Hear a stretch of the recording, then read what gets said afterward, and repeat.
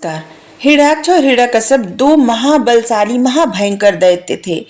जब विष्णु भगवान हिरण्याक्ष का वध कर डाले, हिरण्याक्ष वही पृथ्वी को जो समुद्र महासमुद्र में डुबाने जा रहा था और वराह अवतार लेकर के भगवान पृथ्वी को उससे बचाए, उसका वध किए।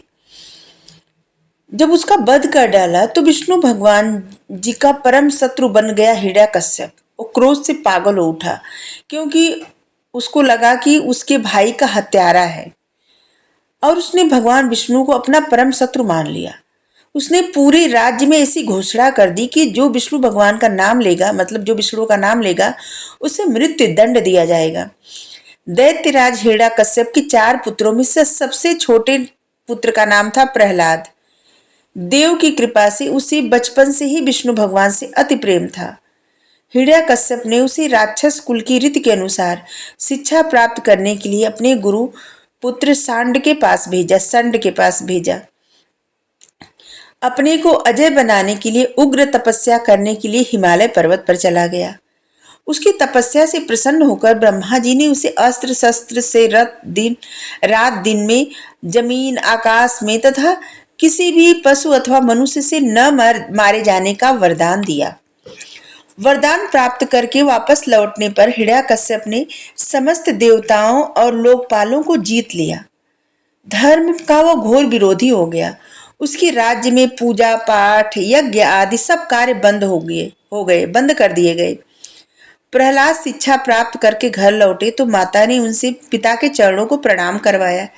हिरण्यकश्यप प्रहलाद को गोद में बैठा लिया और उसने स्नेहपूर्वक पूछा, बेटा, अब तक तुमने जो कुछ भी पढ़ा उसमें से जो भी अच्छी बातें हैं वो सुनाओ मुझे। प्रहलाद ने कहा, पिताजी, इस संसार के माया जाल का त्याग करके श्री हरि का भजन करना चाहिए। हिरण्यकश्यप को लगा कि उसके बच्चे को किसी शत्रु ने बहका दिया है और उसने गुरु पुत्रों को सावधान करते हुए प्रहलाद को ऐसी शिक्षा देने के लिए कहा जिससे उसे भगवान की तरह पूजा जाए। गुरु पुत्रों ने मतलब ऐसी शिक्षा दे कि जिससे प्रहलाद हिरण्यकश्यप को भगवान समझे। उसने ऐसा बोला था अपने गुरुपुत्रों से। गुरुपुत्रों ने जब प्रहलाद को उसी के अनुसार सुशिक्षित कर दिया तब उन्हें पुनः हिरण्यकश्यप के पास लाए गए। हिरण्यकश्यप ने पुत्र से उत्तम ज्ञान के विषय में पूछा तो प्रहलाद ने नवधा भक्ति की व्याख्या करते हुए विष्णु भगवान के चरणों में अपना सब कुछ न्यौछावर करने के लिए कहा और ये भी कहा कि उनके चरणों में मन लगाने से, उनके बारे में जानने से सबसे बड़ा मतलब सर्वोत्तम फल मिलता है। नन्हा सा बालक उसके शत्रु विष्णु का पक्ष ले रहा है, यह हिरण्यकश्यप को असहाय हो गया और उसने दैत्यों को प्रहलाद को तत्काल मार डालने की आज्ञा दी। भक्त प्रहलाद के शरीर स्पर्श से दैत्यों के हथियार टुकड़े टुकड़े हो गए। शेर और मतवाले हाथी उनके सामने पहुंचते ही शांत हो गए। विष अमृत हो गया। भक्त को जलाने के प्रयास में होलिका स्वयं स्वाहा हो गई। अंत में हिरण्यकश्यप ने प्रहलाद को स्वयं मारने का निश्चय किया और उसने कहा, मूर्ख बालक, तू जिसके बल पर मेरा तिरस्कार करता है उसे बुला, अब मैं स्वयं तेरा वध करूंगा। प्रहलाद को एक दहकते हुए खंभे से बांध दिया और हिरण्यकश्यप खड्ग लेकर उसका वध करने चल पड़ा। प्रहलाद तनिक भी भयभीत नहीं हुए। उसने खड्ग, खंभ और स्वयं में भगवान होने की बात बार बार कही कि इस खंभे में भी भगवान है, इस खड्ग में भी भगवान है, मेरे अंदर भी भगवान है, आपके अंदर भी भगवान है। बार बार ऐसे ही कहते रहे, कण कण में भगवान है। उसने हिरण्यकश्यप की ओर देखते हुए कहा, पिताजी, जीवन और मृत्यु तो उस परमात्मा के हाथ में है। न आप किसी और को जीवन दे सकते हैं न मृत्यु, तो फिर क्यों हट कर रहे हैं? परमात्मा कहाँ है? परमात्मा दुष्ट कहाँ रहता है? वह तेरा परमात्मा कहाँ रहता है?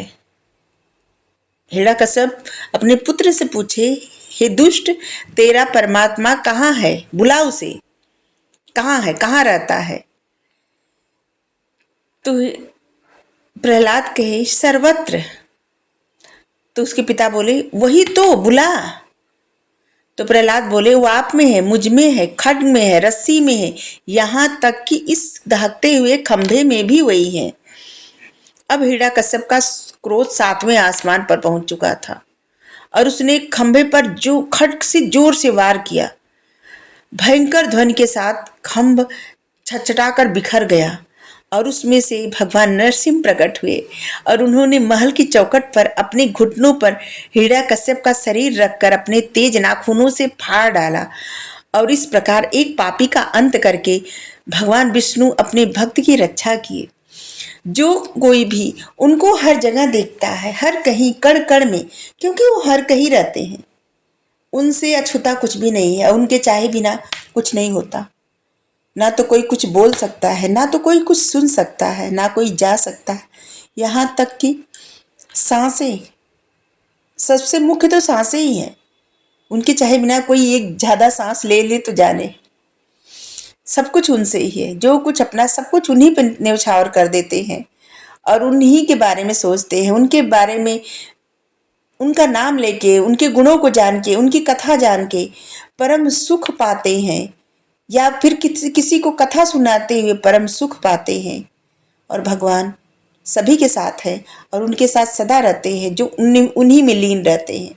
जिस तरह से प्रहलाद को बचाने के लिए लोहे का खंभा फाड़ करके भगवान प्रकट हो गए, उसी प्रकार से हर उस व्यक्ति को जो भी कोई भवसागर में है, मतलब हर कोई भवसागर में है। भवसागर मतलब जो ये जिंदगी है ना, किसी को नहीं पता अगले पल क्या होगा, और नैया भी वही है, खिवैया भी वही है, पार वही ले जाएंगे। अंततः जाना उन्हीं के पास है, क्योंकि आए उन्हीं के पास से है और वही घर है अपना, और उन्हीं के पास जाना है। तो इसलिए जो कोई उनके ऊपर, उनके शरण में रहता है, पूर्णतः समर्पित रहता है, वो सदा सर्वदा उन सब का ख्याल रखते हैं। Thank you. राधे राधे।